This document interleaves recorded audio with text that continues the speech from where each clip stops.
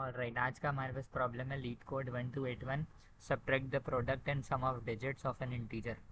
Problem statement में ये लिखा हुआ है given an integer number n, return the difference between the product of its digit and the sum of its digit. अच्छा, problem statement में ये लिखा है कि एक इंटीजर n दिया हुआ है और आपको ये करना है कि उसके हर एक डिजिट को पहले सम करना है, फिर हर एक डिजिट का प्रोडक्ट निकालना है, जो भी दोनों का आंसर आएगा उसका डिफरेंस रिटर्न करवा देना है। जैसे यहाँ पे product of digit 2 into 3 into 4 किया हुआ है, फिर सम निकाला हुआ है इसी तरह से और दोनों का डिफरेंस रिटर्न किया हुआ है। तो इसको सॉल्व करने की हमारे पास दो अप्रोचेज हैं। एक तो तरीका ये है कि जो आपको बोला है वही काम सिमुलेट कर दो। फॉर इंस्टेंस अगर आपको 234 दिया हुआ है तो आप क्या करो कि ना, आप इसके हर एक एक डिजिट को एक्सेस करो और फिर जो है वो सम एक वेरिएबल बना लो जिसके अंदर आप सम को होल्ड कर लेना, और आपके पास एक प्रोडक्ट एक वेरिएबल बना लो जिसके अंदर आप प्रोडक्ट को रख लेना इन सारे डिजिट्स को। अब मसला ये है कि ये डिजिट निकालेंगे कैसे इसके अंदर से। ठीक है, तो पहली अप्रोच यहाँ पे हमारे पास आती है जिसमें हम लोग ये कर सकते हैं कि ये क्योंकि एक इंटीजर है ना, तो इसमें हम लोग बाय इंडेक्स तो एक्सेस कर नहीं सकते। तो मैं क्या करता हूँ, मैं इस n को जो है वो एक स्ट्रिंग में कन्वर्ट कर देता हूँ। उससे क्या होगा कि ये इन द फॉर्म स्ट्रिंग मेरे पास आ जाएगा, तो मैं यूजिंग इंडेक्सिंग जो है एक्सेस कर सकूँगा, मैं इस पर लूप लगा सकता हूँ। राइट, तो मैं फिर हर एक डिजिट को निकाल लूँगा बस सिंपल, और मैं सम में ऐड कर दूँगा, प्रोडक्ट में मल्टीप्लाई कर दूँगा। ठीक है, तो इसको जाके सॉल्व कर लेते हैं। एक वेरिएबल ले लेता हूँ सम जिसको y बोल देते हैं। ठीक है, y में मैं सम को स्टोर करूँगा और प्रोडक्ट जो है एक और वेरिएबल बना लेते हैं जिसके अंदर हम लोग प्रोडक्ट को स्टोर करेंगे। ठीक है, अब मैं for I in string of क्या है n दिया हुआ है। ठीक है, सबसे पहले जो है product multiplied is equal to integer of I. ठीक है, अच्छा मैंने टाइप कास्ट करा है क्योंकि वहाँ से जो मेरे पास स्ट्रिंग के अंदर से ना मेरे पास एक एक करेक्टर आएगा, तो मैं करेक्टर को तो मल्टीप्लाई नहीं करूँगा प्रोडक्ट में, मुझे इंटीजर चाहिए तो मैंने टाइप कास्ट कर दिया। ठीक है, और मैं वाई में जो है वो ऐड कर दूँगा खाली। ठीक है, फिर इसके बाद जो है मैं रिटर्न कर दूँगा यहाँ से प्रोडक्ट माइनस वाई। ठीक है,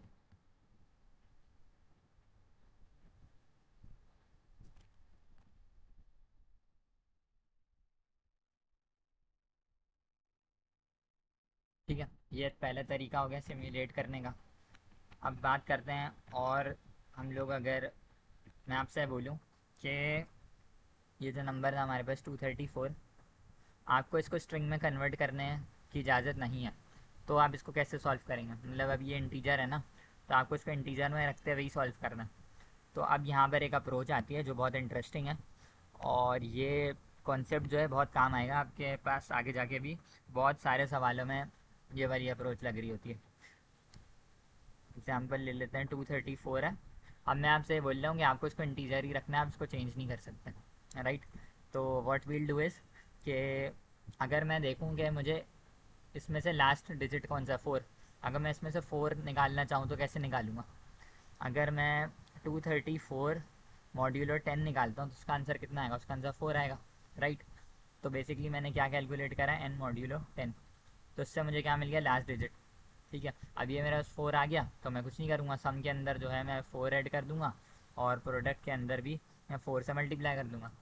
अब मसला ये है, मुझे ये वाले डिजिट पे आना है, मतलब मुझे 3 को लास्ट डिजिट बनाना है। अभी तो 4 लास्ट डिजिट है, तो अब इस 4 को किसी तरह से यहाँ से हटाना है, तो कैसे हटाऊँगा? अगर मैं n/10 का फ्लोर निकालूँ तो क्या आएगा? n कितना है? 234/10, इसकी फ्लोर वैल्यू। अगर मैं 234 डिवाइड बाई 10 करूँगा तो this will give us 23.4। Right, अब फ्लोर ऑपरेटर लगा हुआ है, फ्लोर ऑपरेटर से क्या हो जाएगा? 23 आंसर बन जाएगा, क्योंकि वो डेसिमल पार्ट जो है वो ड्रॉप कर देगा। तो हमारे पास जो नई n की वैल्यू है, दिस विल बिकम 23। ठीक है, अब यहाँ पर हमारे पास प्रॉब्लम फिक्स हो गई, यहाँ पे हमारे पास लास्ट डिजिट 3 आ गया जो हमें बनाना था। अगेन अब मैं क्या करूँगा, मैं अगेन n मॉड्यूलो 10 निकालूंगा, तो 23 मॉड्यूलो 10 विल गिव अस कितना? 3 दे देगा। फिर मैं अगेन इधर सम में 3 ऐड कर दूंगा, प्रोडक्ट में 3 से मल्टीप्लाई कर दूंगा। अब अगेन मुझे क्या करना चाहिए? 23/10 का फ्लोर वैल्यू निकालूंगा, तो दिस विल गिव अस 2.3, इसका फ्लोर कितना आ जाएगा? 2। ठीक है, अगेन 2 के साथ क्या करूँगा कि 2 इधर ऐड कर दिया सम में और प्रोडक्ट में 2 मल्टीप्लाई कर दिया। राइट, उसके बाद क्या करूँगा? 22 आ गया, फिर उसके बाद 2/10 का जो है मैं अगेन फ्लोर वैल्यू निकालूंगा, तो ये कितना आएगा आपके पास? ये आएगा 0.2। राइट, हाँ 0.2 आएगा। जो इसकी फ्लोर वैल्यू लूँगा तो कितना हो जाएगा, 0 हो जाएगा। तो अब यहाँ इसके आगे जाने की तो ज़रूरत नहीं, क्योंकि मैंने सारे डिजिट्स को ऑलरेडी सम कर दिया। ठीक है, तो कंडीशन क्या हो जाएगी हमारी एंड करने की, कि जब तक हमारा एन जो है that is greater than zero, once वो ज़ीरो हिट करेगा वहाँ से हम लोग लूप एंड कर सकते हैं। ठीक है, अब चले जाते हैं इसके कोड की तरफ। तो ऊपर वाला पार्ट मैं ऐसे ही छोड़ देता हूँ, इधर से चेंज करते हैं हम लोग। While n is greater than zero, एक वेरिएबल बना देता हूँ with the name last digit, जो हम लोग निकालेंगे एन मॉड्यूलो 10 करके। फिर उसके बाद जो है वो वाई के अंदर जो है वो ऐड कर दूंगा लास्ट डिजिट को। ठीक है, और प्रोडक्ट में मल्टीप्लाई कर दूंगा उस लास्ट डिजिट को। ठीक है, फिर वो मुझे आगे से लास्ट डिजिट भी चेंज करना है, तो उसके लिए एन को मैं फ्लोर डिवीजन लगा दूंगा, तो वो मैंने डबल फॉरवर्ड स्लैश लगा दिया, तो वो सेम काम करेगा। ठीक है,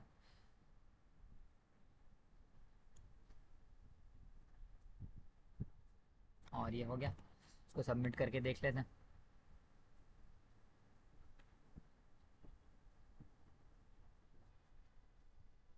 ठीक है, ये दो अप्रोचेस थी इस प्रॉब्लम को सॉल्व करने की।